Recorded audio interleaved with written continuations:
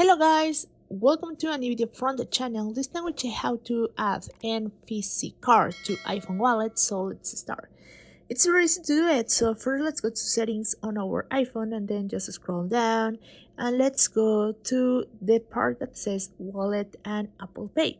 Just click here, and as you can see here you can have an option that says add card. Just click there and you can select transit card or debit card or credit card. Just click here on credit card and you here have a description that says debit or store cards to Apple Pay to make secure payment in apps, on the web, and in stores using NFC.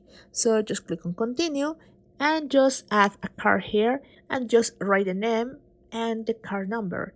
Then when everything is done, just click on next and your card will be added to your iPhone wallet.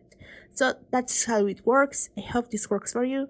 Thank you for watching this video. Remember to subscribe and give a thumbs up to this video.